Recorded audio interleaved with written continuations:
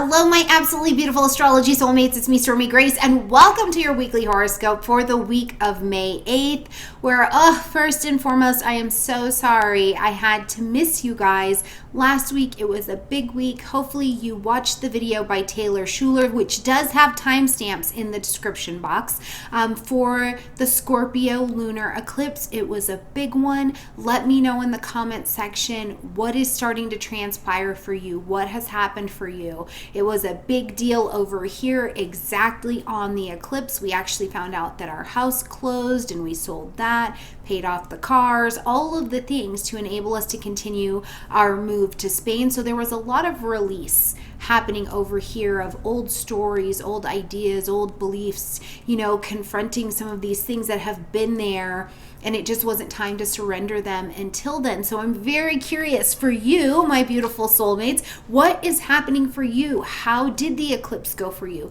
Was it highly emotional, or did you feel like it was emotional in terms of feeling more empowered and more in alignment with where you're going in your journey?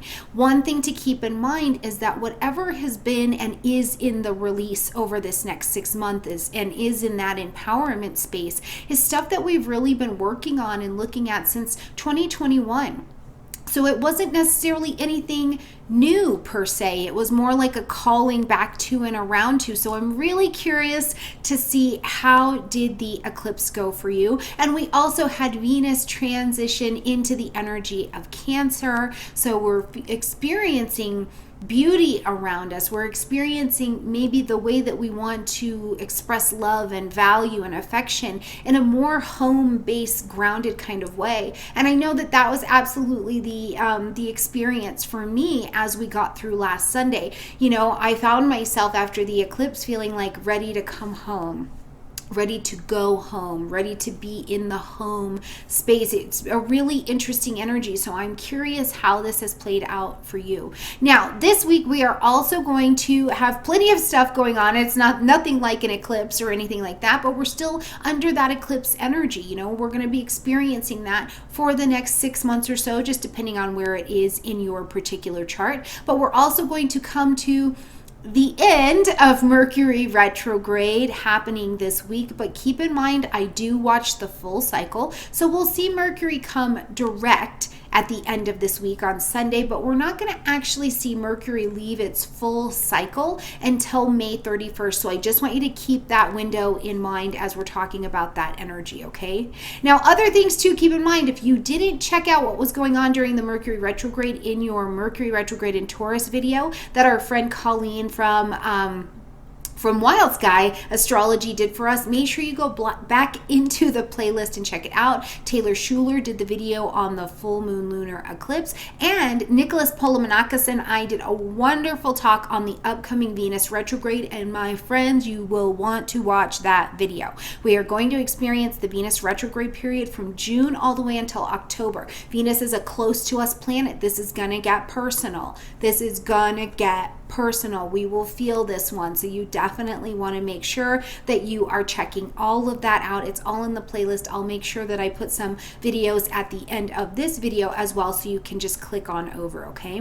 All right, as for me, as we're getting into the week, you will notice the background looks a little bit different because, first of all, there's stuff on the wall, which there hasn't been at my other house in a very long time. So we are in our first transition house on the way to Spain, and I'm also finishing crafting the talks for Norway. There's a lot going on. The moving pieces over here are absolutely lush, but we are in our first transition home, and I look forward to bringing you the video because I know some of you asked about how we decided to go to Spain, what we're doing, what it looks like, the process, the decision, the astrology, and I will be bringing that to you, but we're going to get a little bit settled. So, in 4 months when you see me and I am just like looking all Spanish and relaxed, I'll bring you all of that information, okay?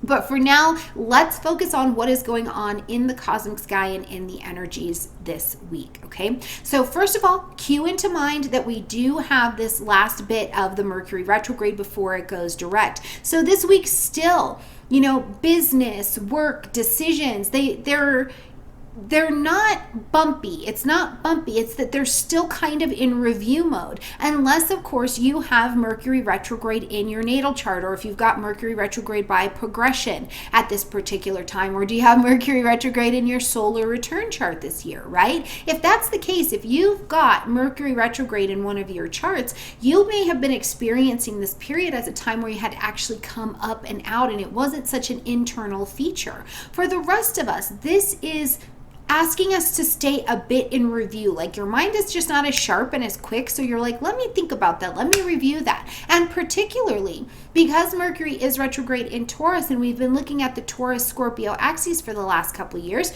we've really got a lot of energy that is, it's taking you back to past plans, past ideas, past behaviors, things that you valued before. So this is still where the review is happening. So I want you to be cued and calibrated to that as we're coming into this week. Now on Monday, as we come in, the moon's been traveling through the energy of Sagittarius. Your heart is like, it's very Moana, like the water keeps calling me back out there. So if that's a place where even emotionally you've been feeling like you're ready to broaden your horizons over this last few days, absolutely. I can support that energy. I think cosmically it is well supported. Faith, actions, ideas, what's important to you in terms of philosophies in your life. And this is at an emotional level. So it's below the level of, I think this is important. It's like in my heart, where do I expand? Where do I go from here? What is the philosophy that is guiding my life over this next 28-day period, right?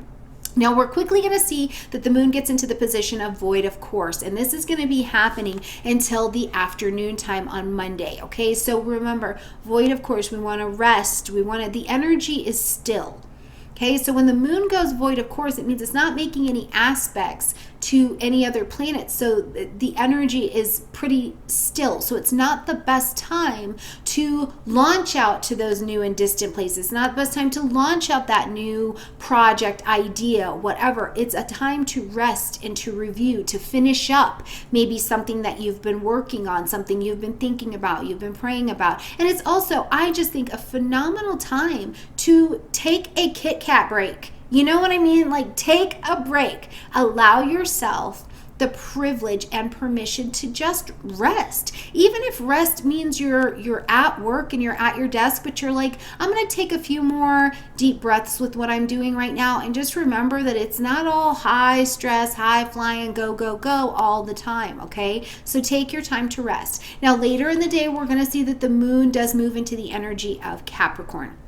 Now, the moon in Capricorn is a bit more reserved, okay? Because Capricorn's an earth energy. It's a cardinal earth energy. It's like, stop crying about it. We need to be about it, right? And that is not in a negative form. It is we're here to get something done, okay? That's the energy. And the moon wants to just feel about it. So in this particular arrangement, as the moon comes into Capricorn, it's actually very good to like kind of consolidate your internal resources and say, okay, here's the things I need to kind of rally, right? Here are some things I found out I don't need to work on. That's not my business. I can let them rest. But here's the other things that, I don't particularly feel like being at work anymore. I don't particularly feel like cleaning the bathroom, but I can rally because it does help me have order. It does help me, consolidate my space and reduce the chaos. So we'll be traveling with this energy in Capricorn with the moon here. So emotionally enjoy it. Invest in the energy that's available around you to help you get done what you need to get done. Okay, as we travel over here into Tuesday, this is absolutely brilliant. So first of all, we've got the sun continuing to travel through the energy of Taurus. So I hope you're enjoying Taurus season. Happy birthday to all my May 4th birthday mates. We had our birthday. Okay, and happy birthday everybody else too. But we've got the sun traveling here in the energy of Taurus, and it is going to come into a conjunction with Uranus. Now, I love this. I love this because it is the pop of new information. Pop of, I've been on the fence, I've been dancing between two things. What do I value? What do I not value? Do I cut my hair? Do I not cut my hair? So wherever you've been dancing on the fence of things though, as the sun and Uranus come together, it's like boom, like a little pocket of energy comes to you and you're like, oh, I could do it this way, or oh, I never even considered it like that.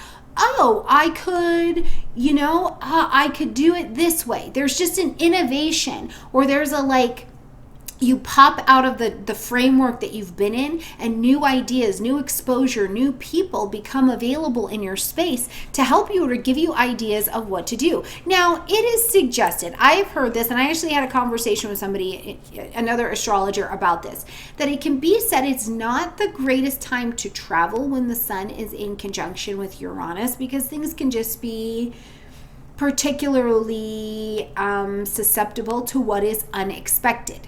Right? So if you need to travel, though, we don't live under rocks, right? If you need to travel, but make space for there to be a lot of unexpected or delays, or the wheel on your luggage pops off, or whatever is really what? Where did that come from? That can be that energy. And also do keep in mind, Mercury is still retrograde. So, you just want to make space and plan for the delays, and make emotional space to plan for those delays as well.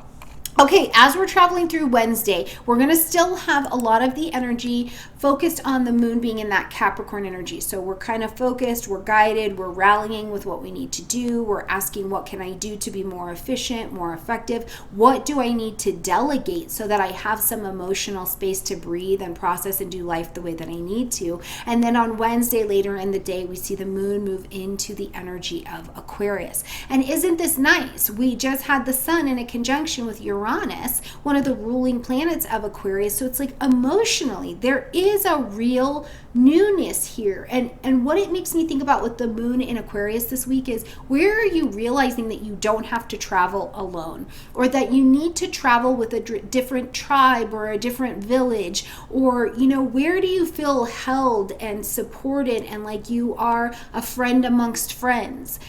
Can you be a friend in order to have friends? Is that something that you're working on at an emotional level? What organizations are you tied to? Is there something in medicine or in science, or what is it that is calling you to be emotionally flexible, to see even the places and ideas that you have grouped or associated yourself with from really different perspectives, right? And I love this. Remain flexible is the word when I deal with any kind of a Uranian or Aquarian energy. Remain flexible, remain objective, get into the nosebleed seats. If you've never heard me talk about that, it's in any given situation, if I'm sitting at a football game, let's just say football, whichever kind of football, Spanish or American, okay? You're sitting at the football game and you can see all the players. So you're right here, you're up front, you can see the sweat, you can see the abs, right? So whatever, you are up front. So this is one view, but this view does not let you see the entirety of the field. It lets you see what's in this view right here, very up close. So instead, when we're dealing with Uranian or Aquarian energy, we want to get to those nosebleed seats way up here where all the players and their abs look this big, right? Okay? Because what it enables you to do is be objective and more open-minded about what you're seeing, because from the nosebleed seats, you can see everything going on, and this creates a much different perspective, and different perspective leads to different opportunities for solutions, or it also leaves you an opportunity to head off at the pass, a challenge you can see coming down the field that you couldn't see when you were right here in the sweat drippy seats, okay? So I want you to think about that as the moon travels this next couple days, because the other thing about Aquarian energy is it's futuristic. It is visionary. This is the vision, the aspiration you have for your life. So at an emotional level, what is your vision? What is your aspiration? And what do you need to innovate in order to get your butt on the way to that particular experience? Now, if you have the moon in Aquarius, you're having a lunar return for the month. But even if you don't, somewhere in your chart is Aquarian energy. I want you to grab your chart, look at the house that Aquarius energy is living in for you, and this gives you some ideas of where this innovation and this new seating perspective will really benefit you, okay? All right, when we get to Thursday the 11th, we've got Mercury in a sextile to Saturn. Mercury is still retrograde, okay? And we've got Saturn over here sitting in this beautiful sextile. So the sextile creates a pocket of opportunity, but then we intelligently do something. You are moving, you are in action, you are making decisions, you are using this ease of energy that has come to you, but it's quiet, it's soft, it's subtle, but it is there. And this is where I would ask you to look at, especially with Saturn being in the energy of Pisces. Where have you been talking about it for a long time? You've been talking about it, and now you've been called to really be about it, right? But this Mercury retrograde here has helped you like clear your thinking, clear your mind, clear what you value. In order, it's gotten some things out of the way. It's helping you make some decisions. It's like, I have always wanted to post videos on YouTube and I've been afraid. And now this sextile is like, hey, no. In order to step into our authority, we cannot value the fear more than the faith anymore. We've got to take an action and step forward, come out here, own our authority, make a decision to own our authority, or to surrender an old story that's not working anymore, this is a good time, I think, too. I really do. I think that this is a good day if you need to make a presentation, if you needed to make a revision or something like that, or you're sharing information that people need to know, like maybe even it's common information. I think about teaching, but you're sharing it and you're presenting it to people. This is a wonderful, wonderful energy to be able to do that, because you look like you are standing in the seat of your own power underneath this. And also it will really help you with that Saturn in Pisces. What have you been talking about that now you need to really be about? And it's requiring you to level up in order to do that, whatever that looks like. And not every Saturn story is about pain and suffering, but it is always about leveling up, okay? When we get to Friday, we're going to come to our last quarter moon of this 28-day cycle, which means it's time to turn away from what has been for this last 28 days. So at 21 degrees of Aquarius, go back into the Aquarius house of your chart, wherever that is for you. For me, it lives in the 5th, 6th house right there by Placidus. Go back to 21 degrees. What are you turning away from in that particular housing area of your chart? Because it's like, listen, maybe even a couple of years ago in this particular house for you, some things started, and now it's time to wrap them up. It's time to bring them to an end, surrender them, gradually begin to disengage from how you were doing things in that area, and get ready to move forward. But also to acknowledge, what is the payoff of what was happening in that particular house in your chart at 21 degrees of Aquarius a few years ago? Go back like 2 years ago. What was going on in this area? And now you're seeing it be somewhat fruitful. I think that's absolutely, we need these little check-ins. I don't know about you, but it's like, I've been doing all this work. Is it always just work, or do you ever get to some stasis of wellness? You know what I mean? Sometimes it can be like that. And so I feel like these lunar check-ins are phenomenal places for us to review where we've been. Okay, later in the day, we see Mercury coming to this gorgeous, harmonious, sextile energy with Venus. I love these two together. They're never far from one another astronomically. They don't travel far from each other or the sun. So it's actually kind of this beautiful dynamic when you see them come into sweet conversation with one another, because what it means is that the head and the heart kind of come into alignment. Now, Mercury, again, still retrograde. So reviewing some things from the past, a relationship, a financial decision, things that you valued. Here is one thing I want to say too about this Taurian area. I'm aware that Jupiter is going to be moving into Taurus just next week. So one of the things I would love for you to be mindful of in your review of what you value, or your finances, or your relationship right now, investments that you're wanting to make, things like that. Do your research. Do your research. And even if it's a relationship and you're like, I don't know what's going on in this marriage, we seem to not be on the same page, do some research. Right? Whatever's going on in your marriage, whatever's going on in your business, whatever's going on in your household, it is not unique to you.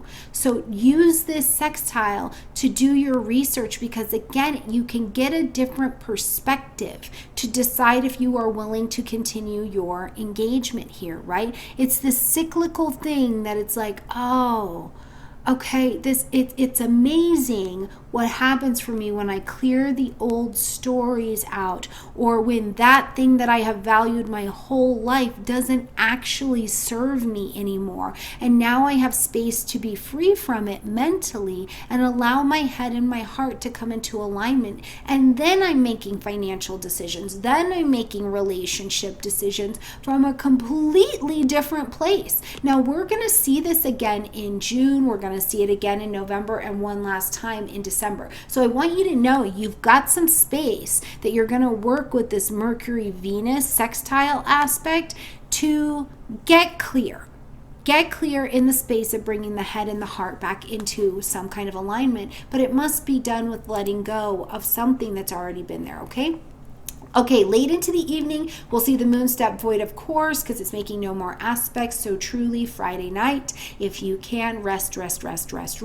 And then before we get into Saturday, very late, but then early into Saturday morning, that moon moves into the energy of Pisces. Let it go. Like, be like Elsa from Frozen and let it go. I really don't think I want to say that, because when she sang that song, she wasn't letting it go, she was resentfully letting something go. And granted, that gave her access to her power, right? Like, she needed to see what she had, and she's like, yes, flow through me. And I love that, but I don't, you know what I'm saying? Do you get where I'm going with that, you guys?